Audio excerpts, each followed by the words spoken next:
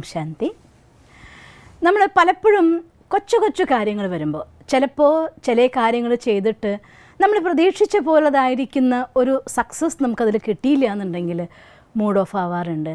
ചിലപ്പോൾ നമ്മൾ കാര്യങ്ങൾ പലരുമായിട്ട് പങ്കുവെക്കുന്ന സമയത്ത് നമ്മളെ അങ്ങ് ഒന്നുമല്ലാതാക്കി കളയുന്ന രീതിയിൽ സംസാരിക്കുന്ന ആളുകളുമുണ്ട്. അത് കേൾക്കുമ്പോഴും നമ്മുടെ ഊർജ്ജമൊക്കെ പോയ പോലെ നമുക്ക് തോന്നിപ്പോവും. ചിലർ അസൂയ കൊണ്ടായിരിക്കാം, ചിലർ അവർക്കുള്ള അറിവില്ലായ്മ കൊണ്ടായിരിക്കാം. എന്തുകൊണ്ടാണെങ്കിലും വിമർശനങ്ങൾ കേൾക്കുമ്പോൾ മനസ്സ് ചിലപ്പോൾ തളർന്നു പോകും. ചിലപ്പോൾ അകാരണമായിക്കൊണ്ട് തന്നെ എനിക്കൊന്നും ചെയ്യാനുള്ളൊരു മൂഡ് വരുന്നില്ല എന്ന് പറയുന്ന ആളുകളെയും ഞാൻ കണ്ടിട്ടുണ്ട്. എന്തായാലും ഇത്തരം നമ്മുടെ എനർജി പോകുന്ന സമയങ്ങളിലൊക്കെ തന്നെ നമ്മുടെ മനസ്സിലെ തോട്ട്സ് പോസിറ്റീവ് ആക്കാൻ നമുക്ക് സാധിച്ചാൽ, എനർജറ്റിക് ആവുന്ന രീതിയിൽ എന്തെങ്കിലും ഒരു കൊച്ചു കാര്യം നമുക്ക് ചെയ്യാൻ സാധിച്ചാൽ നമുക്കതിനെ ഓവർകം ചെയ്യാനും അവിടെ നിന്നോട്ട് പിന്നെ ഹാപ്പിയസ്റ്റ് ആയിട്ട് മുന്നോട്ട് പോകാനും സാധിക്കും. അതിനുള്ള 2 കാര്യങ്ങൾ നമ്മൾ ചെയ്യണം. ഒന്നാമത്തെ കാര്യം, ഒരാൾ എന്നോട് കുറച്ച് മോശമായി പെരുമാറുമ്പോൾ എന്തുകൊണ്ടാണ് എൻ്റെ എനർജി പോകുന്നത്? അവർ എന്നോട് മോശമായി പെരുമാറുമ്പോൾ ഞാൻ അവരെ വലുതായിട്ടും ഞാൻ ചെറുതായിട്ടും ഓട്ടോമാറ്റിക്കലി നമ്മുടെ കോൺഫിഡൻസ് ലെവൽ അങ്ങ് ചേഞ്ച് ആവുകയാണ്. കാണുമ്പോൾ ഒരേ വലിപ്പമുള്ള ആളുകളാണെങ്കിൽ പോലും ഒരാൾ മറ്റൊരാളെ വിമർശിക്കുകയും ആ വിമർശനം കേൾക്കുന്ന ആൾക്കത് ശരിയെന്നോ ഉള്ളിൽ ടച്ച് ചെയ്യുകയോ വേദനിക്കുകയൊക്കെ ചെയ്താൽ അവരിത്രയായിട്ടും മറ്റൊരു ആന പോലെ വലുതായിട്ട് മാറിപ്പോകും. അത് നമ്മുടെ തോട്ട് കൊണ്ടുണ്ടാകുന്ന ഒരു മാജിക്കാണ്.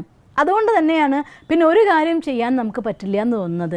ഒരു കാര്യം ചെയ്തു നോക്കിയിട്ട് നമ്മൾ വിചാരിച്ച ഒരു അവസ്ഥ, ഒരു സക്സസ് നമുക്ക് കിട്ടിയില്ല എന്നുണ്ടെങ്കിൽ, അയ്യോ എന്നെക്കൊണ്ട് ഞാൻ ഇങ്ങനെയൊക്കെ പ്രതീക്ഷിച്ചു, ഇങ്ങനെയൊക്കെ ചെയ്തു, എന്നിട്ട് ഇങ്ങനെ എത്തിയിട്ടുള്ളൂ, അപ്പം എന്നെക്കൊണ്ട് ഇതാവില്ലേ എന്ന തോട്ട് ഉള്ളിൽ നിന്ന് വന്നാലും നമ്മൾ ചെറുതായി പോകും. പലപ്പോഴും നമ്മുടെ അടുത്ത് അസൂയ കൊണ്ടോ മറ്റ് പല കാരണങ്ങൾ കൊണ്ടാണെങ്കിലും ആരെങ്കിലും നമ്മളോട് മോശമായിട്ടുള്ള പെരുമാറ്റം വന്നാൽ അവരുടെ ആ നെഗറ്റീവ് എനർജി നമ്മൾ റിസീവ് ചെയ്യുകയാണെങ്കിൽ നമ്മൾ ചെറുതായി പോകും.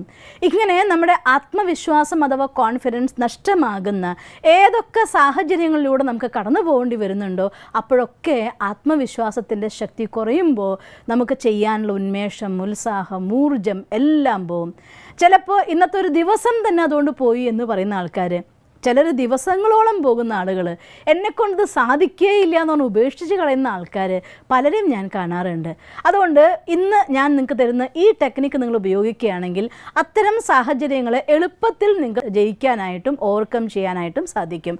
ഒന്നാമത്തെ ടെക്നിക്ക്, അങ്ങനെ എന്തെങ്കിലും ഒരു കാര്യം ഉണ്ടാകുന്ന സമയത്ത് ഒരു കാര്യം ഓർമ്മിക്കുക, ഈ വിശ്വം ഒരു നാടകമാണ്.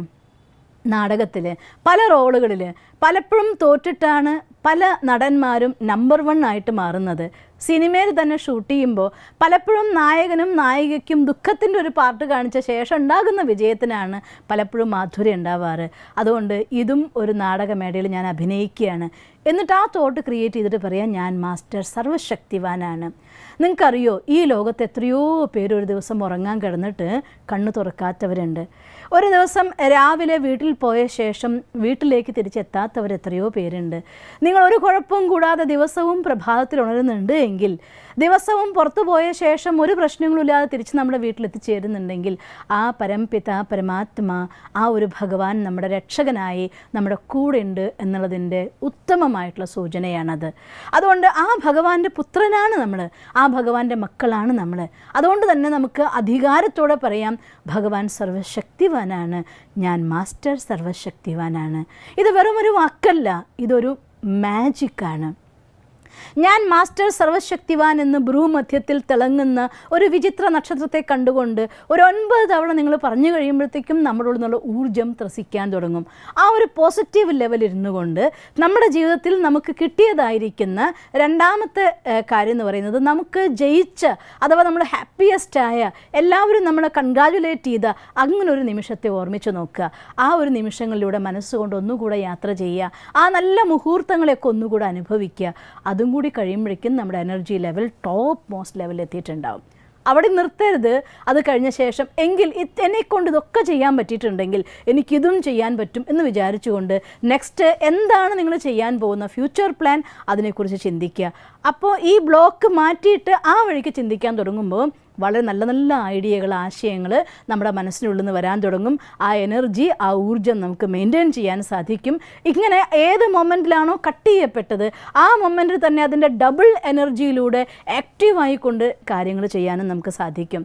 അതുകൊണ്ട് കലിയുഗമാണ്, കർമ്മക്കണക്കുകളെ നമ്മൾ തീർത്തുകൊണ്ടിരിക്കുന്ന സമയമാണ്. പലപ്പോഴും പല സാഹചര്യങ്ങളും മൂഡ് ഓഫ് ആവാനുള്ളത് വന്നേക്കാം. ഈ ഒരു ടെക്നിക്ക് ഉപയോഗിച്ചുകൊണ്ട് അടുത്ത നിമിഷം ഇരട്ടി എനർജറ്റിക്കായി ലൈഫിലേക്ക് ഇറങ്ങണം. എങ്കിൽ നമുക്ക് നേടാൻ പറ്റാത്തൊന്നും ഈ ലോകത്തില്ല. നിങ്ങളുടെ ജീവിതത്തിൽ എപ്പോഴും എനർജറ്റിക് ആവാൻ ആ എനർജി നിങ്ങൾക്ക് ആവാഹിക്കാൻ സാധിക്കട്ടെ എന്ന് ഞാൻ ഈശ്വരനോട് പ്രാർത്ഥിക്കുന്നു. ഓം ശാന്തി.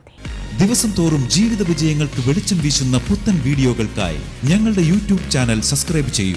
നോട്ടിഫിക്കേഷൻ ലഭിക്കുന്നതിനായി ബെൽ ഐക്കൺ ക്ലിക്ക് ചെയ്യൂ.